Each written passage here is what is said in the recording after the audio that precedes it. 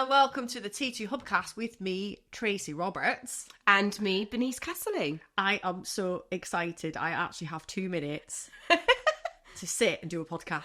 I know, it's exciting. It's mad, isn't it? It is. It's been absolutely bonkers, but in a good way. Yes. Lots of stuff going on, as well as all the delivery, loads of new content and stuff for the retreat, so it's really great. But every now and again, there's just things that we all start talking about as consultants, and we think, right, we have to find a gap to talk about this because it's really important. So today we've decided to have a conversation based on, actually it sounds really bad when we say this, failing.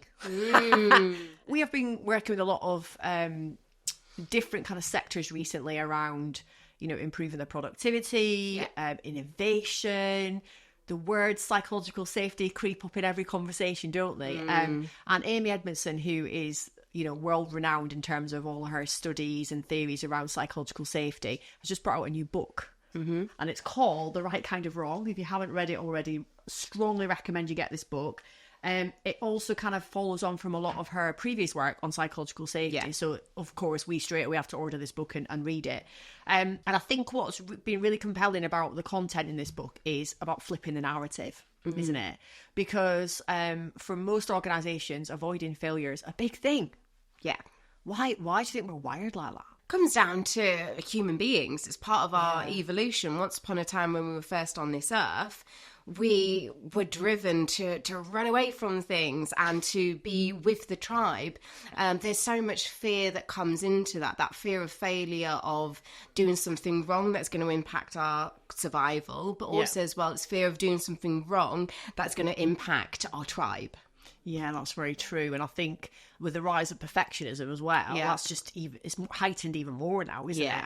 And we know that because we do the analysis of our print surveys that we send out. We know that number one is perfect correcting right. Yes. And we see the majority of groups that we work with, a large amount of ones, and it's definitely the most predominant number that we see. So we know that a lot of people are more driven towards perfectionism now, getting things right first time, all that stuff. But the two jumps in there as well, because we also see lots of one unconscious motivator for someone who hasn't done print before is to be needed and appreciated. That the two and the one by a mile stand out on our database with the clients that we worked with. And that kind of links into that fear of rejection or being criticised or blamed for something. Yeah, so both equally powerful, right? And if you've got both those numbers, then wow, that's a lot going on, because you're putting a lot of pressure on yourself in terms of what you turn out, but also that pressure of what people think of you. And, are you gonna, be rejected, like you say, if you get something wrong? So I think it's important to think how that could affect you on a daily basis in terms of, like, it sounds horrible when you say this word fear, but fear is a real thing. And sometimes it shows up in different ways, doesn't it? It's I don't want to make a mistake because I don't want to be left out of the group. I don't want to make a mistake because I'm going to lose the business money. Yes. I don't want to make a mistake because someone looks stupid in front of my clients. There's a million different things that we kind of compute on a daily basis. And it means that our vulnerability levels can sometimes, not be as they should. Yeah. We should be able to think, right, okay, I've made a mistake. Let's have a conversation around it and hopefully move forward from it. But here's the thing. Some people do manage to have the conversation and they move forward, but what they don't do is pull it apart. And I think in a lot of organisations we see, there's a lot of clever people doing a lot of stupid stuff. Yes. I think that's quite a well-known situation in any other organisation. So we are conditioned to think that mistakes are weaknesses generally as human beings, as you said. But if you then don't provide a psychologically safe environment, then you exacerbate that even more in an organisation. So what about if we flip the script, though? Yes. What about if we started to see failure as a powerful tool for growth in an organisation?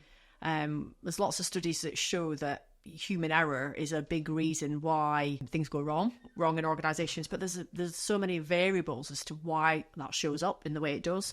One study that I found said that 7 in 10 businesses have had at least one significant project failure in the last year.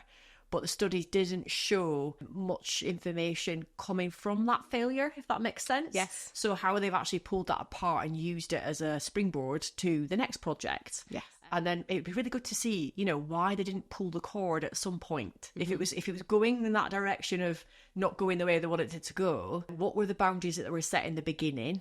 did people not feel brave enough to go, do you know what? I think we're heading for, a massive catastrophe here. Yeah. I think we just cut our losses, And of course, people, when they've invested a lot of time and money into something, they will keep plugging it if it was their idea, right? So that becomes a problem in an organisation as well. And then another thing said that 75% of data loss and 58% of sort of service downtime is also because of human error. So then that obviously that makes you think, okay, what's going on there? There's so many variables. Like, is it the way our systems are set up? Is it that we're tired, overworked? We're trying to do too many things at once. There's so many things in the equation. So I thought it'd be a really good idea to think about what we've learned from the book. And we're going to obviously give you a little bit of insight into what we've taken from it. But we'd really invite you to read the book or listen to the audiobooks. It's super useful. But I guess to sort of think about it, I mean, what sort of emotions do you think when you say failure to people? Like, what do you think that brings up for most people? Because it's not a nice word, is it?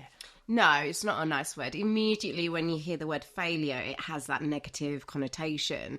So people straight away see it as something negative.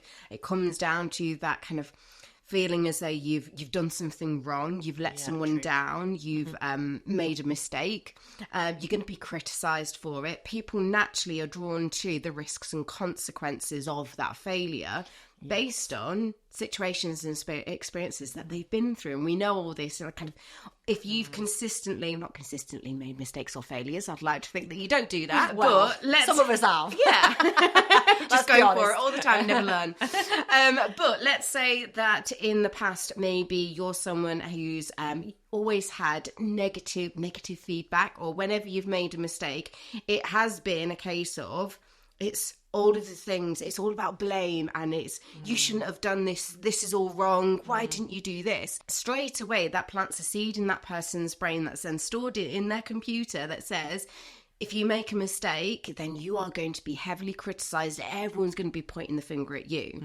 That person might still go on to make mistakes, but they're potentially going to conceal some of them, those mistakes as well. Yeah, and they're also in threat state there, aren't they? A lot of the time, because in a lot of the environments we've worked in, we see that, we want people in a challenge state, we want to be thinking, okay, things could go wrong. Yes. But the reality is I'll control what I can control. Yeah. And then we'll pull apart the detail and make sense of it if we need to, But we are creating a threat state there where people saying, I mustn't make a mistake, or I feel like I will be judged based on my mistakes. And that, as you said, if they've got that kind of experience from previous at maybe how that's landed, then it does become a blame culture. And then we are, and I guess in some ways that is us sort of pulling that error apart, but it's in the wrong way. Definitely. Because we're not going, okay, what attributed all those things, what can we pull together to think, what can we avoid, what can we build on? Instead of that, we go straight to blame, don't we? Yeah. We blame the system, blame the person, blame. It goes to the difference between kind of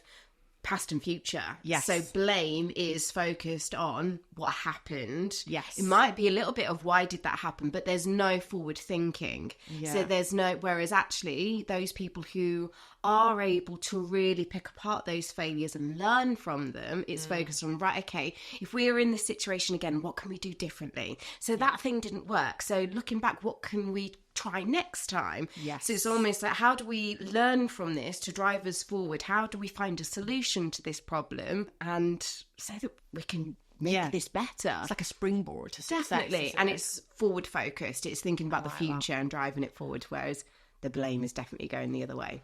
Yeah, and we all know that we've probably all been in an environment like that at some point, for one reason or another. And there are, the different variables. And one of the things that is really clear in the book is that there are a whole heap of variables you've got to consider when it comes to failure, for sure. But to simplify, let's talk about understanding kind of what's come out of that book. Now, in the book, she actually breaks it down into 3 types of failure, doesn't she? So just stripping it back, simple failures, complex failures, and the ones that we actually want, which are intelligent failures, which I guess really for some people that sounds like a strange kind of phrase, doesn't it? Intelligent failure. I'm going to be really clever in how I make this mistake. But that's exactly what it is. Yes. And I guess that's where we're flipping the narrative here. And this is why this is really, it's quite a good book for challenging assumptions, I think. But also I think it makes you reframe a lot of your internal dialogue with yourself around failure as well. So breaking it down, simple failures are mistakes that arise from deviations from established procedures or processes. They're often due to human error and could have been avoided by taking the right steps. Yeah. So one example of that would be something like a vehicle assembly line in a factory. You know, you know the steps that you have to take. It never really varies that much. There's a set of procedures. You've probably signed something to say that you understand those procedures, and if you follow it in the right order, it will be a simple task. Yeah. Complex failures, on the other hand, these are things that stem from a combination of factors within a system, a little bit like a domino effect. They're more intricate than preventable failures and can be difficult to pinpoint because multiple things contribute to the undesired outcome. So one variable that Amy kind of mentions in the book is something like a surgical operating room. You know, there are so many things going on in that moment. We've all none of us are surgeons. For those of you out there, we love you, we appreciate you. But there's so many variables. There's so many things that could go wrong in that situation. You're going in with the best laid plans in place, but one thing could lead to another, could lead to another, could lead to another. And although that's a harsh kind of reality, that is what it's like sometimes. And in business, we all know that we just have a day or a week where it just seems that complex failures are going on everywhere. Yeah. I think of an IT system blew out and Yeah. how that affects the running of the operations and how that affects the customer and how it affects. And that's a great example of like that chain of events that, you know, you can look back and go, okay, it started with this thing here, but the reality is, could we have controlled all those things? Maybe not. But what we can do is make plans for parts of that system breaking down and trying to deal with that in the future. And then the last one is intelligent failures. So these are the result of well-intended attempts at something new that might not work out as planned. They usually involve experimentation and pushing boundaries, even though the outcome isn't necessarily successful. So an example she gives there is scientific laboratories. So you're thinking, you know, you've got all the best knowledge and data, but the reality is you are looking at a set of variable data that could go either way sometimes, you know.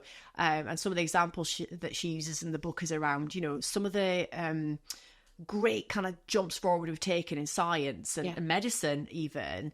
It wasn't that someone just went, oh, I've got a really great idea and I think I know all the data that's going to make this work. They've had to go in there several times and change things. But as they change things, they learn something. And I think, don't quote me on this, but I'm pretty sure in like the introduction to the book as well, she mentions that. She does, yeah. And is it 70%? Is that right? So 70 in a science lab, 70% of, they expect to have, 70% failure before they get to that final end goal or solution, whatever it is that they're working on. Which I guess sounds a bit scary, doesn't it? Because you kind of like thinking, so a lot of people in science are just chucking stuff against the wall. And we are expecting to fail. Yeah, but then I guess that shows you the difference of threat and challenge state, right?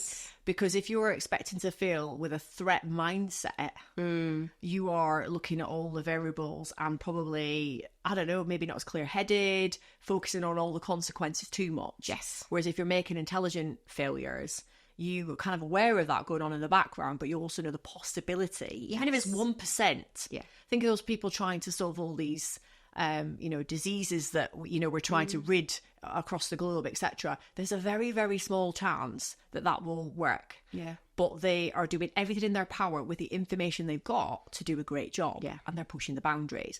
Now, to put that back into an organisation's kind of perspective, there are so many things we could do that with, right? And we probably are doing that, but it depends on psychological safety of the organisation. And also there's a lot of other fundamentals that we probably don't consider. It's around, you know, the risks, the stakes, and there's a huge piece in there around stakes and, you know, risk taking. You know, I guess that's maybe another variable that obviously organisations need to consider. Yeah. But we've often got this fail fast, fail often mentality, haven't we, in some We're either too risk averse, and we're very cautious, and I think that's maybe then kind of leads into that lack of psychological safety, or we're fully innovative. Let's just chuck things at the wall and see what sticks. I mean, have you been in an environment where it's kind of like fail fast, fail often, or do you think you've heard that a lot? I've heard that a lot. I think I can think back and think of times where it has been very innovative. So like COVID is a fantastic example. Yeah. I joined a business 3.5 months later. The whole L&D plan's completely out of the window. We're all working from home. And it's a case of like, what do we do with all of this? But I know in that situation, I had really high levels of psychological safety with my leader at the time, that it was very much, it wasn't even a thought process in regards to that fear of failure, because it was a case of, it was challenge state mentality. It was a case of, right, okay, this is the reality of the situation. Gotta make it work. We need to jump in. Yeah. And it was quite interesting reflecting on this. And I know my managers' unconscious motivators are one, for things to be perfect, correct, right, but succeed and achieve as well. Okay. So that succeed and achieve unconscious motivator definitely links into a fear of failure also. But it was me pushing them, saying, and that shows high levels of psychological safety, me turning around and saying, hey, we've got our leadership development program. People are crying out for something, and we need to give it a shot. Let's try it virtually and see what happens. Yeah. That other person was potentially a little bit more hesitant because of that need for things to be perfect, correct, and right. But it was me pushing that. And I remember that first kind of cohort that we put through, so a virtual leadership development program.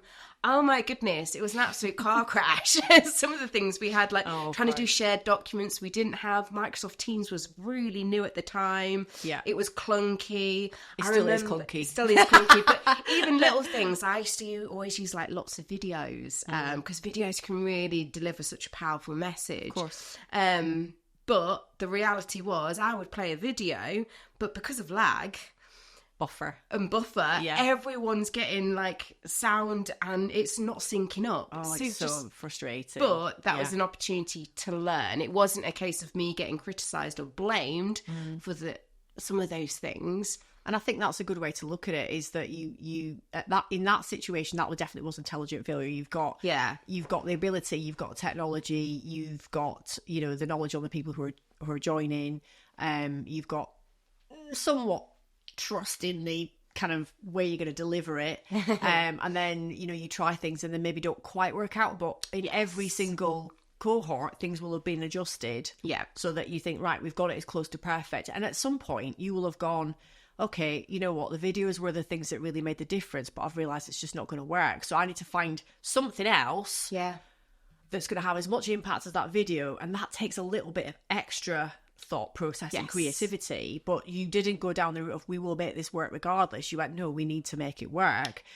What have we learned? Okay, the technology does let us down from time to time, so how can we make this better? So rather than you say, well, I'm going to make this thing work and put this square peg in a round hole, you're there going, actually, I think I have a good idea about what's going to work. And I think, I guess what we're saying there is that, if you do take the time to use this as a propeller, if you like, to push you forward, then it's all around what you do with the information that's in front of you. So for some people, they'll just skip the analysis, go straight to, I'll just try harder next time. I'll log on earlier. I'll play the video regardless, and they'll just have to figure it out. Maybe if I put subtitles on, they'll still be able to work out what's going on. Some people will go superficial analysis. They'll go, oh, okay, well, that didn't work. I'll just try this. Or just cut it out altogether. But the last one that I wrote down here from the book was self-serving analysis. I was right, but someone else messed it up. So you've maybe put that point across to, I don't know, your leader and said, I don't think this is going to work. And they've gone, no, it'll be fine. And you've gone, well, that's fine, But in all those situations, we've got to think about, actually, how can we go back on that? How can we do that differently? So skipping analysis, try thinking carefully about what went wrong and what factors caused it first before you make a decision on the next step, rather than just throwing yourself into a hands-up situation or a let's move on, fail fast, if you like. If you're doing superficial analysis, think about actually how you can analyse it differently and what the different causes of failure were, and maybe make some hypothesis, I'm using some scientific terms now, on what you could try next. So rather than just sitting in that, actually have something that you can use. And then the self-serving analysis bit, which I guess we all do sometimes, dig in to understand and accept your own contribution. How big or how small is down to the situation, to the failure, and take control of the bit you can. And then adjust your narrative. So instead of putting the blame or pointing the finger, actually collaborate with people and try and figure out what went wrong. Everyone has a moment, by the way, where they go, I knew that wasn't going to work. But if we sit in that too long, we are actually missing out opportunities to have conversations with people and move it forward. So I guess for some people, At one end, we've got risk analysis, and we're going to look at psychological safety in a minute, aren't we? And at the other end, it's fail fast, but if things don't stick, we just move on to the next thing. I think the argument is that both ends of the spectrum, we're not really achieving what we want to achieve. So what we were going to talk about today was actually how we can sit in that intelligent failure enough. Yeah. How we can minimize some of the basic stuff, and how we can kind of pull the complex stuff apart enough to understand some of the variables, that if something like that happens again, or have we seen just slightly in front of it, if that happened, what would happen? Can we avoid that becoming, a big thing in the future? So, I mean, some companies do this quite well. I mean, I'll ask you a question. Every time you've messed up, have you pulled it apart and thought, right, let me do some analysis on my failure? Not always. Okay. I think that's dependent on the situation. Time is a massive one, and I think that's something that so many organisations, that's where we're maybe not allowing ourselves the opportunity to turn these failures into, or think of them as intelligent failures, because it's a case of, it's all gone wrong, right, okay, let's jump to the next thing. What else could we try, without truly unpacking it and then putting that time in, because the time's what's really important here. Yeah, and I guess if you're in a fast-moving operational environment, you're less likely to put a little space in your diary to just put thinking. Yeah. Thinking about what went wrong. Yeah. And I think, for me, this is a major thing for most organisations. We've got to be able to, for two reasons, we're going to call it do an autopsy, a failure autopsy, because ultimately this is the stuff that I guess some of it just becomes simple failure all the time, doesn't it? Because we're just doing the same stuff. Yeah. We're not looking at the stuff that crosses over between all of the circumstances we're kind of looking at. And the reality is, are we ever going to land on that, that big win sometimes if we don't do that? So we're going to put some stuff on as additional resources for this podcast today to give you some help. So, because we don't have time to also pull all of this apart, and this is stuff that we will cover on workshops moving forward. But we've got a 5-stage failure autopsy, haven't we? And I think this allows us to have a structured approach to analysing and then learning from our failures. And it doesn't have to be something that takes a long time. You can put an hour in your diary some days. You can put 5 minutes in your diary if it's something relatively small. Yeah. And I guess it's arguable that, if it's simple failure, is that a little bit, quicker to pull apart than complex and intelligent, possibly, because simple failures are for simple reasons. That's the way I see it. And another way to look at it is that simple failures are preventable failures, 9 times out of 10. So that's a good way to think about it. So think about, for stage 1 of your autopsy, because we really are going to get to the root cause here, gather evidence. Become someone that works for CSI. Got to define the failure, collect the data, and interview or speak to stakeholders. Okay, so the interview bit is a bit of tongue-in-cheek, but the reality is it's having conversations, isn't it? It's having great conversations. And here's the other thing. When you collect the data, it's also what data do you not have? Yes. Because I think people miss that bit out, don't they? They go, right, well, here's what we know. They go, well, if we'd have known this before then, if that information's missing, we need to know that for next time. Yeah.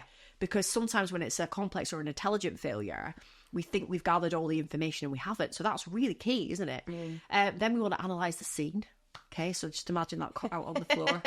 Okay. We need to look at a timeline of events. Keep it really simple. If we've been really kind of clever about some of these projects, we've probably got some sort of project planning there anyway. Definitely. Identify the contributing factors and the people factors, because they're separate things. Process factors, technology factors, and external factors. Yeah. Because there's a lot of things in the equation. I like stage 3 the best. Determine the cause of death. It's strong, Tracy. It's strong. Root cause analysis. Yeah. Dig deeper to identify the root causes, because we're not placing blame, we're looking at cause. Yes. Ask why multiple times to get to the underlying issue. I know you like why. I know you're curious. So why is my favourite word. Why? And it annoys the hell out of people. Well, I mean, the stats that we use in some of our modules is around when you're 4, you ask up to 400 questions a day, either internally or externally. Yeah. And by the time you get into your 40s, sometimes it's less than 10. Yes. Because you assume you know everything, right? So I do think that's a big thing. And then as part of that root cause analysis, you then got to think, what type of failure was it? Was it preventable or simple? Was it complex? Was it intelligent? And obviously then we've got to think about how do you pull that apart even more. Then we've got to kind of do stage 4, which is lessons learned and recommendations. Yeah. So how do we learn from this? And actually, what are our, hypothesis? What's our recommended things that we're going to do moving forward to change things? Because those are massive big things. And then it sounds like we're back in the courtroom, but closure and sharing the findings. Now, the sharing the findings bit for me is how you increase psychological safety. Yes. That's how you get people to be more comfortable in being braver and, throwing innovation out there to get more intelligent failure. But it's also part of that process of, if simple failures happen, we've got to deal with it head on, and we've got to admit to it, and we've got to support each other.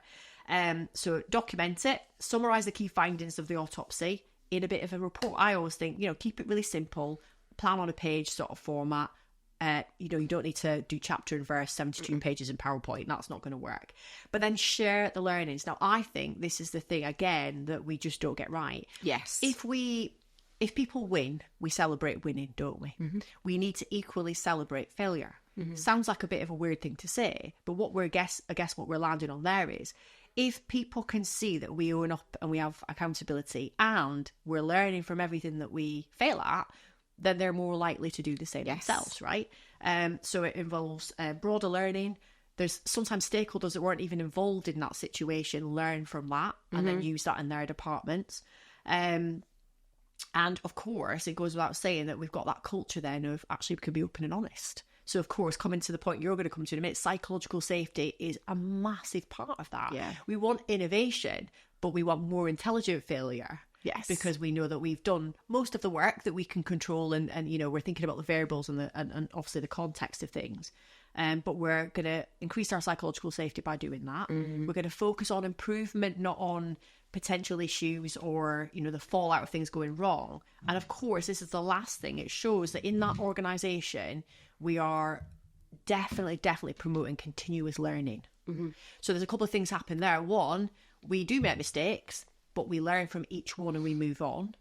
If we are quick to do these sorts of things, we stop simple failures in their tracks. They happen less because, it'll only take one or two times for something to happen and go, it's like a near miss log. I always say that in first aid, the first aid, oh, that nearly happened. Oh, that nearly happened. Mm. And I think if there's a lot of simple stuff going on, there's definitely something obvious going on in that organisation. Are we overworked? Are we task switching too much? Are we skipping some of the detail to get things done quicker? There's lots of things going on there, isn't there? But also you're then promoting that kind of feeling of coaching, feedback, collaboration, and ultimately that freedom to speak up and obviously give each other feedback. So I think if you're going to think about how you can get good at this, just imagine on something, we were talking about the variables there, scientific laboratory, that's exactly what they have to do every single time. They've got to get to the root cause. They've got to think about actually what was the cause of death, and it's not about pointing the finger. It's about ultimately that's what killed that project or that situation. And I should imagine for every single thing they do, there's a paper. Yeah, there's something. It making me think of the book Black Box Thinking. Yes, fantastic example of that. So in that book, it kind of compares the health industry versus the aviation industry, which is really interesting. So the black box that sits in an aeroplane, so it captures absolutely everything that goes on, and when a tragedy or does happen, there is a failure, something goes wrong, the data and information that's taken in that black box is shared with everyone, and it simply is focused on facts and information. So what can we learn from this? So when facing this situation again, this is what we can do differently. And every single captain pilot is able to access that information. And the book, of course, then explains that that's maybe a little bit different in some parts of the healthcare industry globally as well. And it's quite shocking, that book, though, when it goes through the sheer amount of failures and mistakes that do happen. Yeah. And how we're failing to do anything with that information sometimes. And of course, if you've got that feeling of, we were talking about today, like transparency horizon, like where people assume that there's concealment going on. Or they assume that, if it is exposed, it's going to make someone look bad. Of course, that's not going to be a positive thing, is it, in an organisation?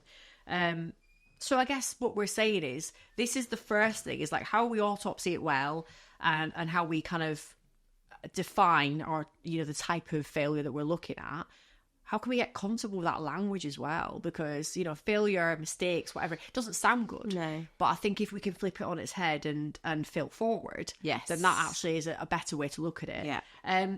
So what we've got to do is create this culture of learning, continuous learning, open conversations, sharing the autopsies, sharing the wins as well, of course, because you're going to have wins. Yeah.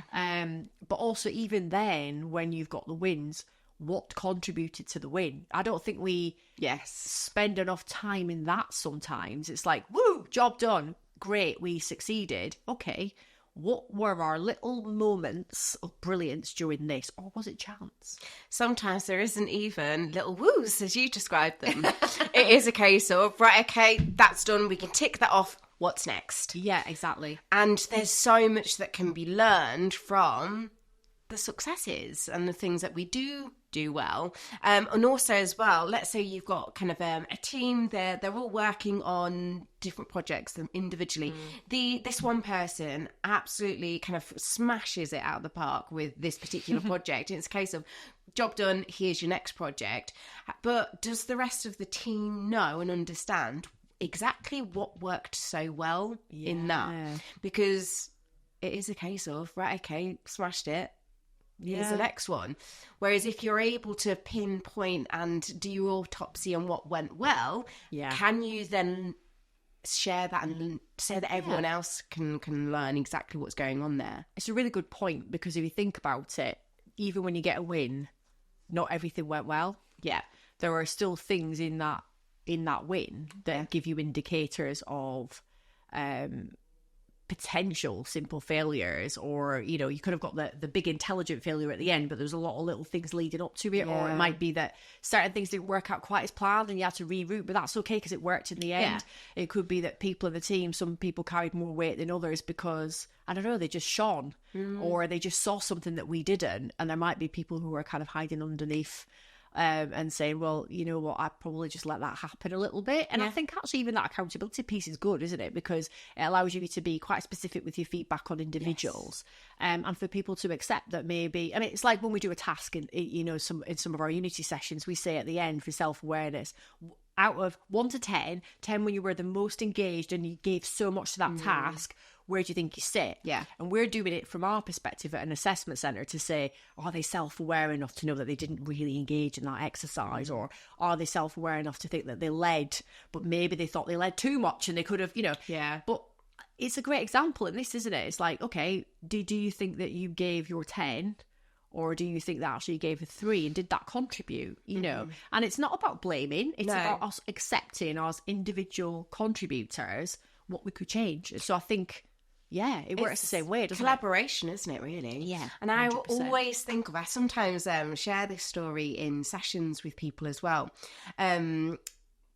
My first job after uni was working in a call centre, and part of the job what involved it was kind of a service, but also there was a little sales element as well. Everyone was targeted to do it was minimal sales in there.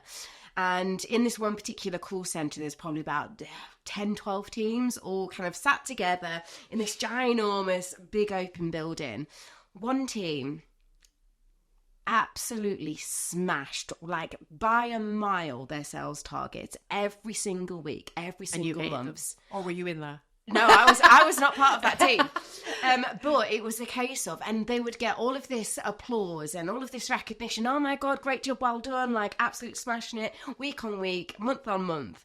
Everyone else, we're hitting target, but we're nowhere near above target there, or by a mile exceeding that target. But actually, by autopsying it and understanding and doing the analysis to identify exactly what are they doing so well as a team that everyone else isn't doing, because ultimately that siloed behaviour there, because it was a case of they were enjoying the success and not sharing it. Yeah. So if we want to try and eliminate some of the basic and simple failures, the small little things that are easily fixed, actually that's where we need to celebrate and look into the detail on the things that are working really well. And we can also then, it sounds really bad, but some people just, I don't mean get lucky, but they stumble upon things and they go, oh, this is working. And they haven't planned that. But actually, again, if you pulled it apart, we go, well, at this point, this happened. It started off as a complex situation, but actually we found our legs a little bit and controlled the controllable, and actually we restirred it.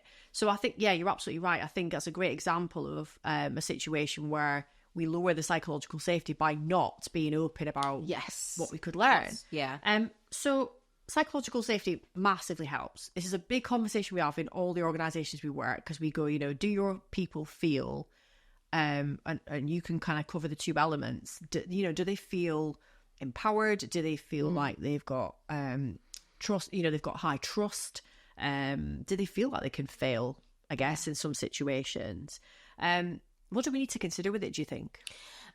So from our side at T2, psychological safety, and people have even said this in sessions, is a term that's often thrown around and people hear about. But what does it actually look like? And what are the key fundamental aspects that build that feeling of psychological safety? Because it's a feeling that you can speak up. You're not going to be kind of rejected or criticised. But for us at T2, it focuses on two things. The first one is freedom, and the second is trust. And actually in some of the workshops that we do with our clients and partners is explore, well, if it's freedom and trust, we then take it another layer down to actually practically look at all of that. So if I go through kind of our 8 fundamental aspects that build psychological safety, under that freedom part, we've got emotional freedom. So that emotional freedom that, I have the freedom to really express how I'm feeling. 2, express concern. So I'm able to express concern around all aspects of my job. 3, idea generation. My ideas are welcomed and considered. Oh, that's always an interesting one, isn't it? They might be welcomed, but are they considered? There we go. And of course, that's going to impact that level of freedom that we have to contribute and that feeling of psychological safety. And then the 4th part under freedom is alternative opinions. I'm free and feel comfortable to disagree with my colleagues. That's an interesting one as well, isn't it? Because, it's particularly if you feel like you're the only one, because there's a bit of groupthink going on. Or we've got bias in the workplace. You're not necessarily doing it to be a disruptor, but you appear as a disruptor because you do challenge the status quo. So that's an interesting one. Okay. Then if we move on to trust, so the first part that we've got is all about vulnerability. So we define it as, it's okay to be human and doubt my abilities and my standards of work. Okay, that makes sense. So for a lot of people, it's, from time to time, you're going to have a day where you can't do everything, and there are things like, tough lessons being learned, but I feel like I can talk about it with my colleagues and be open about it. 6, discuss mistakes. So we discuss and learn from mistakes without judgment. We focus on the solution, not the problem, which is exactly what we're talking about today. Yes, 100%. Okay. So these are linking to trust. So the 7th one is limited confidentiality. So this is an interesting one. I'm not often kept out of the loop and feel well informed of the organisation's aims, goals and future plans. Yeah, again, that's a big thing for people, isn't it? In an organisation, if there's even just the implicate. I mean, we had a conversation about the implied concealment. Like we assume we're being concealed. We're not being told everything. It's not always the case. It's just an assumption you've made because of certain things that have gone on in the organisation. And part of that also is what I like to call the vault. Like, there are a couple of people at work that you can go into a room, shut the door, have a conversation and say, look, I'm feeling this way and I need to talk to you about it. And you leave the room and it's kept in the room, And I think if you've got that feeling that you can be open generally on most things, and there's 1 or 2 key people that you can go and, I guess offload to talk about your thoughts and feelings and opinions and feel like you're being heard, but not necessarily given a solution, if that makes sense all the time. I think that makes a big difference. You've got at least one person in an organisation where, I think one of the Gallup survey talks about that. I think I've mentioned it before. Do you have a best friend at work? And I always used to think that was an odd question, but I totally get it. And it's linked to that. Definitely. And also as well, I think this is one that we see in certain sectors that we work with, that when people explore psychological safety, that's often one that really stands out quite low. Yes. Often that's linked with lots of change. If there's lots of change that's been going on in an organisation, that can impact the limited confidentiality. That then leads to that fear. I know for me, when I've made failures and mistakes in the past, that comes from, there's a little bit of fear there. And that as well, I can think of one situation where I had like this fear that because of all this rapid change in the business, I didn't know what the future held for the business, for my department, for my role. So it then made me make a few little mistakes. Yeah, because the threat's gone up, right? Yeah. The threat's gone up, the controls come down, and I guess for a lot of people that's a big problem, isn't it? Yes. And if you're not, if you just feel like there's always this underbelly, you're not quite sure. And then it sometimes gets negative, but you would be more likely to hide your mistakes in a situation where you think it could be me or them, you know, as well as, the fact that you think you might be frowned upon for, I don't know, losing the company money, whatever it might be. There's a million different kind of variables there. But I think that's it's quite a tough thing to get right if there's a lot of change. Definitely. And then the last aspect of this that sits under trust is interpersonal understanding. So I know and understand others enough to trust their intentions and the motivations that drive their behaviour, and believe this feeling is mutual. I think once, when we go into organisations where we feel that's the case, it just feels completely different, doesn't it? Yes. People are looking at each other and assuming best intent. And we all know this, that humans are wired up in different ways, for different reasons. Some people will assume best intent and then, basically prove me right. You know, some people will be like, prove me wrong. Yeah. And I guess if you've got an environment a little bit like that, that's probably been created over a number of years. And you've got to change the culture, really. It's not something that you can just click your fingers and it happens. So it can be quite tough to get it right. But then what we're looking at there is, where do people end up sitting in terms of the psychological safety grid? Now, we do this tests, we do it a couple of different ways, don't we? Yes. So we do an individual one where you can keep it to yourself to see where you end up being. Yeah. Because we think it's important for you to recognise where you are and think about how you could get yourself out of it. We do it in the room, live with people sometimes, and see if they're going to be honest and tell us where they think they're going to be, so we can talk them through the variables and how we can help them with that. And then the one I love the most is the one that we do anonymously. So people probably feel a little bit better about being really honest about it. Because I guess the funny thing, or the ironic thing about a psychological safety survey, is that you're probably still going to be too scared to tell the truth. And we've seen it. We've been working with clients where there is something that's going on. So one of those 8 fundamental aspects that create psychological safety, many of them are being heavily challenged, and you see it play out in the room. You can see it in people's face and body language that there is a lack of psychological safety. So they go one way or another on that continuum. They either go smile and wave, I'll just pretend everything's okay, so they'll end up, and we'll talk about the grid in a minute, where they are, or they'll be out for the kill, right at the opposite end. They're ready with it, like, I'm gonna have my reason and my say.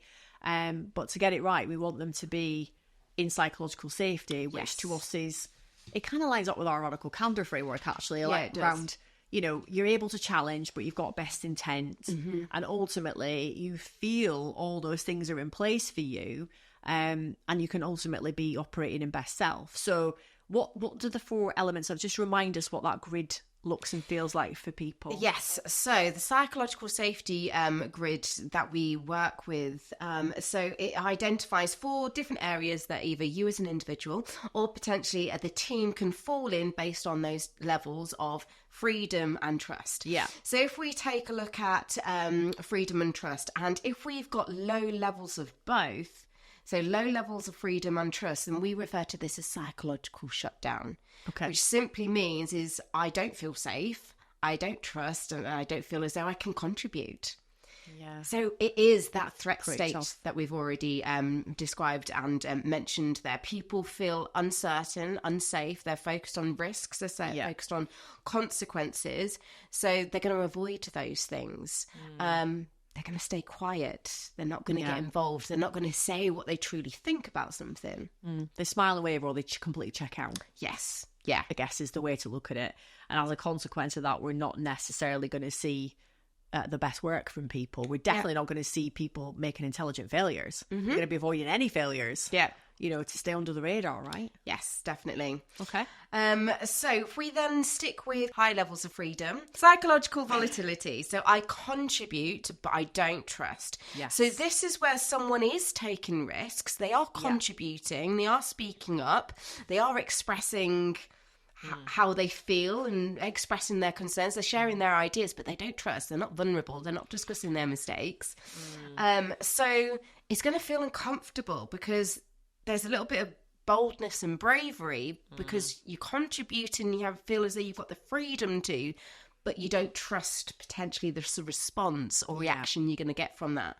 So that can lead to, there's still going to be fear, but we're driving through the fear, but potentially a lot of anxiousness there. Yeah, a lot of anxiety, and potentially still just, although we're doing our job, we might say something here or there. Are we going to be innovative at that point? Because we don't feel compelled to want to go the extra mile. Yeah. So we're probably just going to relax and enjoy the status quo a little bit sometimes. We might pipe up only when we feel like, I don't know, we're challenged personally, maybe. Yeah, I think in front of myself, this is my shadow, I think. Me and shadow, it's a case of that trust and care goes out of the window, and it's just a case of jumping into, or sometimes it can even be seen as a little bit disruptive because Your question. the lack of trust, and also as well, it's a case of, well, this is what I think. Yeah. Because if we look at freedom, so emotional freedom, expressing concern, idea generation, and alternative opinions. Yeah. If we've got high levels of that, it could either be that I could stay quiet, but it could also be seen as someone who's, well, why are they getting involved? Why are they always talking about what they think and their ideas? What about everyone else? See how that would play out, 100%. 100%. So if we then move to low levels of freedom, Yeah. but we've got a high level of trust. We refer to this as psychological acceptance. So psychological acceptance is, I trust and follow. Yeah, which gives you that feeling of not being as proactive. Maybe just waiting to be told what to do. Yeah.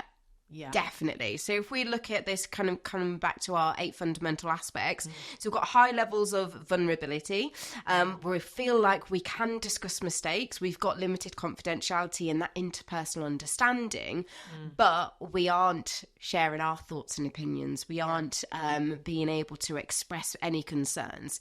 So therefore, it can sometimes result in a little bit of complacency. Definitely. Yeah. And I guess when someone first joins an organisation, I would argue that a lot of people, as long as you've signalled the right things, might be in acceptance, because they kind of go, okay, I think I know what's going on around here. I'm just going to wait to be told what to do. Your job as a leader is to get them very, very quickly out of, being the bystander, if you like, and actually start to encourage them to talk up a little bit more. And I think that's maybe where, from the beginning, and that first 90-day period with someone, we've got to let them know that it is okay to contribute. But when you are first in an organisation, any role, you're a bit of a dependent for a while, aren't you? Yes. 'Cause you need to figure things out. So it's kind of understandable where people have just got to assume best intent. But wait to be signalled a little bit. Yeah. But if we don't get in there quick enough, then we sometimes get people just making assumptions that we should probably not share our ideas or challenge things, Yeah. And especially if you put them around someone who in the organisation is a bit of a negative Nelly and they're seeing things very different, then that person then gets that assumption, oh, everything's being concealed and we're not allowed to say things. Well, no, not always. It's sometimes just certain individuals maybe see it that way or paint that picture. So we've got to unpick that a little bit. Yeah. And then we have the top box. Yeah. So the top box is, of course, where we've got high levels of both. So high levels of freedom to contribute and high levels of safety and trust as well. So therefore, people are able to share ideas. They are able to discuss their mistakes. They can be vulnerable. And the likelihood is that they're going to be more inclined to take risks. And that's what we want, right? Yeah. We want people to take risks in terms of thoughts, feelings, emotions, contributions. And also, as we've kind of established, we want people to really understand that failures do happen. and that is part of life. Yes. But what we've got to do is, maximize the intelligent, understand the complex, and minimize the simple or the basic failures that we have. But in every case, it's okay. You're not going to necessarily be outed in front of everybody in a meeting, or put on a performance improvement plan. Those things. Don't get me wrong. If someone repeatedly has simple failures, usually there's a root cause, as we've we're looking at that autopsy. But if there isn't a root cause and it is down to skill or will, then of course we've got to look at that, from a performance management. But what I really like about this is she does a comparison in her book around the psychological safety grid. And if you look at the top right part, which, as we know, in every single model is the best place to be, we get high standards. We get high psychological safety and we fail well. Yeah. If we are kind of more in a, high psychological safety, low sort of freedom sort of element, people are more likely to wait to be told what to do or pull things apart.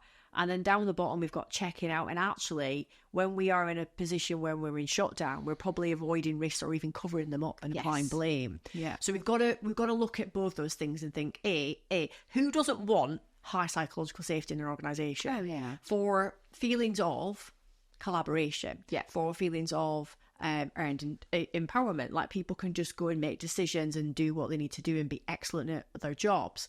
That relationship between the leaders and the people, all those amazing things that happen within a culture. But the other aspect is we're in a very, very fast-paced world with a million different variables going on right now. We know about all the challenges. Do we not want people looking outwards at the horizon and saying, let's try this? Yes. Of course we do. So we've got to signal that that's what we want them to do. And the best way to do that is to think about how this correlates between innovation and forward thinking and, energy even, probably. Or you just want people to be saying, okay, I trust you, you do it. Okay, as a leader, that's exhausting, right? And the first thing that you'll say is, I don't have enough hours in the day. That's because you're not able to hand some of this stuff over to people to allow them to make that decision. So maybe if you're a leader listening, think about actually how you could do that. Are you empowering people enough to do this stuff well? Yes. Or do you feel that sometimes, not even that you would deal with someone harshly for a failure, but do you think you're signaling the right ways to do this autopsy and to learn from things and to let people know that a lot of this stuff's okay? And equally, from a simple failures perspective, how on top of it are you? Are you seeing any patterns? Are you ignoring that problem over there? That's happening a lot. A great example of that would be, I think we spoke about a vehicle assembly line. If it kept stopping, what's going on there? Are people on the belt for too long? Is the part wrong? What's going on? The first thing you would do is try and find the root cause. Definitely. And I think some of these simple failures, sometimes early warning things, aren't they? So we need to look at that. But I think what we're really saying from that is, if we can consider that, look at trust and freedom, we create this environment where actually we're giving ourselves the best chance for great culture, failing well, doing a great autopsy, getting really good at being CSI experts. And what we're also doing is allowing space for innovation, which of course in any organisation is super important. We do not want to be accepting the status quo, or else we're setting ourselves up for failure. That's the way I see it. So I guess really to summarise, I thought maybe we could just look at the almost overview what we've been talking about and thinking about some takeaways for people. Because this is stuff that, of course, we workshop how to get this right. So we're not going to share all that on a podcast today. But what we are, I guess, allowing you to think about is, do you fail forward? Yes. Do you use that stuff as a springboard?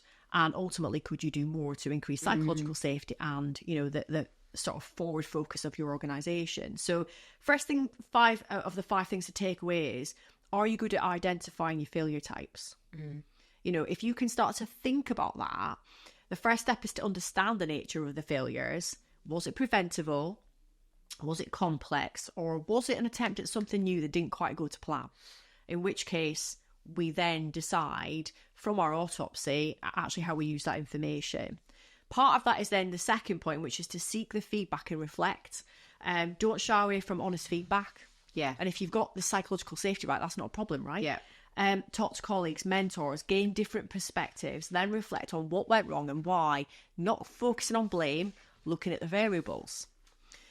Focus on learning, not blame. So shift your mindset. Instead of dwelling on the blame, focus on extracting valuable lessons from the experience and thinking how we can use that to formulate our discussions moving forward.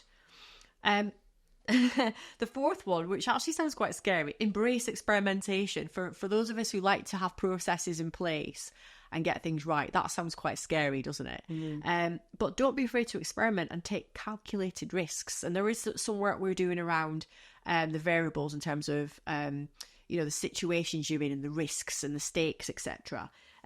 But through exploring different things, we can see that innovation can start to, unravel itself a little bit as well. But it is about taking the calculated risks. Celebrate the small wins. That's what I've put down here. So I think what we've acknowledged today is acknowledge every step forward, but I would also say acknowledge every step back. Yes. Celebrate the small successes and the losses and the learning gain from the failures, big or small. It's really important. Failing forward isn't about avoiding mistakes altogether, is it? No. At all. It's about viewing them as opportunities to learn, grow and become more resilient as an organisation and as individuals. So it's about embracing the journey. It's about learning from your setbacks. It's about remembering that failure isn't the opposite of success. That's the key thing to take away. Yeah. It's often a big stepping stone on the path to achieving your goals. And I think for that reason, it's just important to think about what procedures and processes you have in place to take that information. Do you do the autopsy? Do you get to the root cause? And ultimately, where are you sharing that information? Yes. Because that's going to make a huge difference. Yeah. So a couple of things to think about there, I think. Definitely. And I'm loving the link between the psychological safety and how we achieve this, forward-thinking approach in an organisation. One cannot be achieved without the other. Yeah. So we'd invite you to think about that. Think about what you can do in your organisation and how you can signal that, failures are not the opposite from successes. Good chat. Yeah, I enjoyed that. We took a really big juicy one today, didn't we, and pulled it apart. So if you haven't had a chance to read the book, I strongly recommend that you either get the Audible version or something similar if you like to listen to it in the car. You're a reader, I'm a listener. Yes. Well, I do a little bit of both, but I do like to read because I am the... You like to scribble. I scribble in my books and I highlight, so nobody likes borrowing my books, by the way. Full of Post-it notes. Yes, absolutely.